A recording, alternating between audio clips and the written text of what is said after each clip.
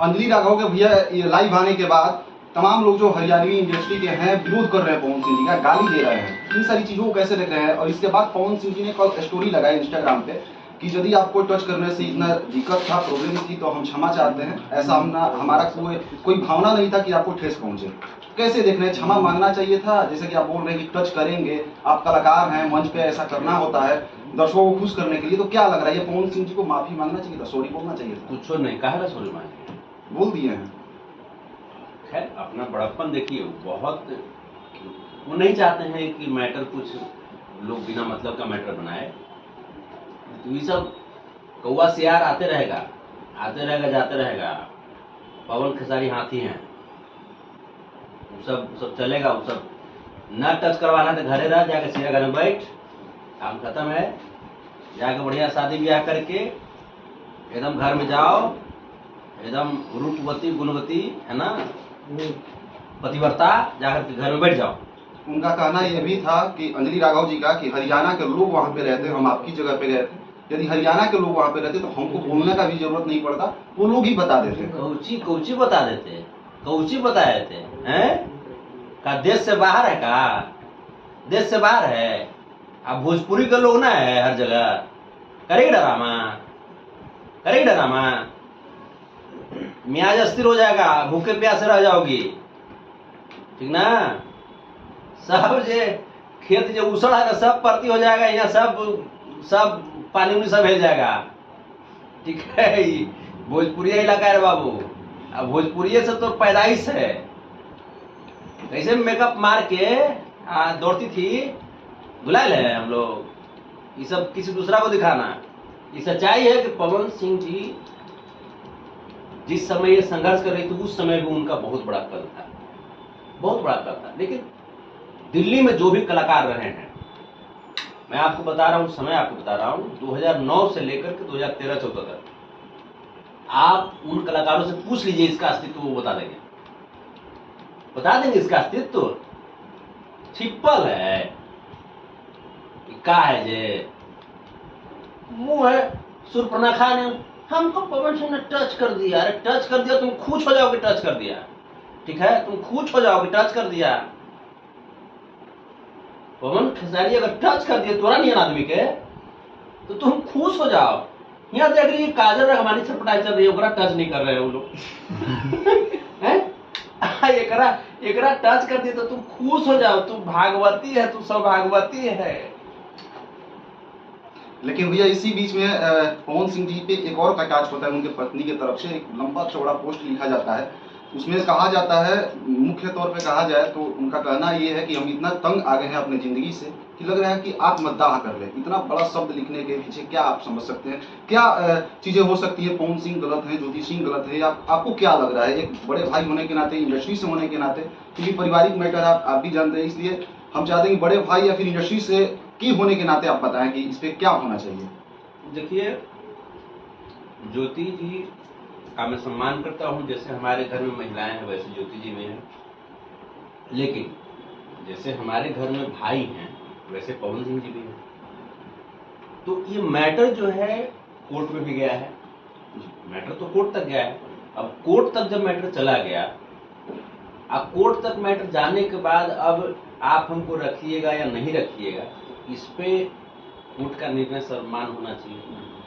इस पे न पवन सिंह जी ज्योति सिंह जी पर न दबाव बना सकते हैं और न ज्योति सिंह जी को पवन सिंह पर दबाव बनाना चाहिए। ज्योति सिंह जी एक बहुत अच्छी सामाजिक कार्यकर्ता हैं, मेरी शुभकामनाएं हैं वो सदन तक जाए और जा करके महिलाओं की जो एक आबादी है उसका प्रतिनिधित्व करें और मजबूती से प्रतिनिधित्व करें, ये हमारी शुभकामनाएं। लेकिन अगर आप इस तरह की बातें कीजिएगा तो बेवजह आपके कंधे पे सहारा लेकर के लोग पवन सिंह के बिना मतलब जिसकी कोई औकात नहीं होगी लोग फायरिंग करना शुरू कर देंगे। तो ये चीजें घर की चीजें घर तक होनी चाहिए। और आप ये बातें सोशल मीडिया पे जो आपने जो कहा या सोशल मीडिया पे जो आपने जो लिखा, इसीलिए लिखा ना क्योंकि पवन सिंह एक ब्रांड है। इस पूरे हिंदुस्तान में प्रतिदिन लाखों लोगों का तलाक हो रहा है। क्यों? कि कुछ हजार आदमी हैं? तो पवन सिंह जी की आप पत्नी है तब ना आप इतना जो भी चीजें हैं या हमारी जिंदगी में हुआ है, तो मतलब किसी का नाम हो गया तो वो बेचारा को इतना भी मजबूर मत कर दीजिए। अपना नाम किया है बहुत मेहनत करके अगला आदमी, आपका नाम उनके नाम के साथ जुड़ने से ना आपका नाम हुआ, लोग आपको पहचान रहे हैं। आप अपना ये सब कुछ करते भर में आपको ये तो नहीं पवन सिंह कर रहे हैं कि हाँ आप चुनाव नहीं लड़िए, पवन सिंह रुकने तो नहीं गए थे। लेकिन उनके पोस्ट में भैया साफ साफ झलक रहा है कि राजनीतिक तौर पे भी हमको अलग थलग कर दिया गया है, ऐसे झलक रहा है। काहे अलग थलग कर दिया गया है? मैंने चुनाव के लिए ही अपना जा रहे हैं प्रचार के लिए, पवन सिंह जी घेरते जा रहे हैं कि नहीं जिससे नहीं प्रचार करना, यही कर रहे हैं, ये तो नहीं कर रहे।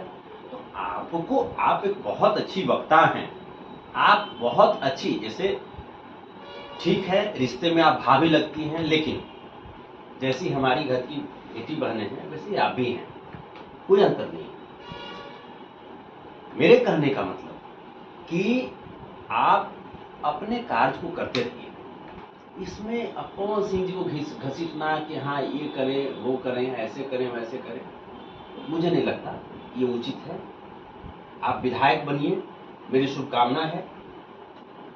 आपको प्रचार करने के लिए अगर जरूरत पड़ेगा, विचारधारा अगर सेम होगा पार्टी का, तो हम सब लोग आएंगे प्रचार करने के लिए, सपोर्ट करने जाइएगा। अगर सेम विचारधारा वाले पार्टी से अगर आते हैं, जिस विचारधारा को मैं मानता हूं, तो हम लोग जाएंगे। तो ये चीजें आप सदन तक जाइए ना, इन सब चीजों में अब मैटर आपका जो है कोर्ट में चला गया है, तो कोर्ट में चला गया तो अब कोर्ट के मैटर को अब इंडिविजुअल तौर पे या सोशल प्लेटफॉर्म पे आप नहीं सटा सकते। सोशल प्लेटफॉर्म पे सल्टाना था जब तक, तब तक सल्टा नहीं पाया, और अब सुसाइड करने का बात जब आप करती हैं तो वो चीज इधर भी तो ख्याल आता होगा लोगों को कि पवन सिंह जी भी तो कोई कंप्यूटर नहीं, वो भी तो आदमी ही है, वही तो आदमी है ना, है उनको भी दुख लगता होगा, उनको भी रोने का मन करता होगा, या रोते भी होंगे। आदमी दिखा करके नहीं रोता है। मैं आपको बताता हूं कि जिसका नाम हो जाता है, जो पब्लिक फिगर हो जाता है, रोता वो ही है, वो दिखा करके नहीं रोता है। उसको लोग हर जगह से भाला मारेगा, अरे यार कंप्यूटर नहीं हुए आदमी है। इसलिए हमको ऐसा लगता है कि ज्योति जी को अपने करियर पे फोकस करना चाहिए और न्यायालय के फैसले का इंतजार करना चाहिए। जिस तरह से पवन सिंह जी का शोर हो रहा है कि आरा से बड़हरा क्षेत्र से विधानसभा चुनाव लड़ेंगे, और इसी बीच में ऐसा पोस्ट आना, क्या लग रहा है कि ये राजनीति कोई चाल हो सकती है, ऐसा लग रहा है आपको क्या? देखिए पॉलिटिकल लोग हैं, पॉलिटिकल लोग तो अपने तौर तरीके से चलते ही, इसमें इस बात को हम डिनाई भी नहीं कर सकते हैं। बात बाकी मतलब हम एक ही चीज कहेंगे कि कोर्ट का जो मामला है उसको कोर्ट तक ही रहने दिया जाए। वेट कर लीजिए ना, वेट कर लीजिए। अभी चुनाव है, दोनों लोग चुनाव पर फोकस कीजिए, और चुनाव पर फोकस कीजिएगा तो उसमें सफलता मिलेगी। और अभी ये बात निकालने से कोई फायदा था? बिल्कुल। अभी तो हमारा वही लग रहा है कि हंसुआ के बिहार में खुरपी गीत गवा रहा है। अभी ज्योति जी को भी चाहिए था कि बहुत बढ़िया से किसी भी पार्टी से जाकर के टिकट लेकर के अपना चुनाव प्रचार में लगे हो। अभी ये बातें करने का क्या मतलब है कि हाँ हम ये करेंगे चाहे वो करेंगे, कोई मतलब नहीं है इसका, कोई फायदा इसका नहीं है। चलिए ये जाते जाते दर्शकों से क्या कहिएगा, और बिहार सरकार 3 तारीख को आ रहा है, अगला प्रोजेक्ट कब आएगा? क्योंकि ये तो चुनावी हो जाएगा, इसके बाद अगला प्रोजेक्ट लगातार नवरात्र भी आ रहा है, देवी गीत वगैरह। हाँ नवरात्र आ रहा है, देवी गीत में हम लोकगीत छूटेगा। हाँ ये इतना गाना हो गया, कंटिन्यू अब जारी रहेगा। लोग बोलते थे ना, आप लोग बोलते थे कि गाना नहीं छोड़ते हैं, अब आप लोग भी आ जाइएगा, इतना गाना छोड़ेंगे हम। कंटिन्यू गाना अब आ रहा है, कंटिन्यू, और सब धांसू गाना। तो चलिए संतोष रेणु यादव ऑफिशियल सर्च कर लीजिए यूट्यूब से।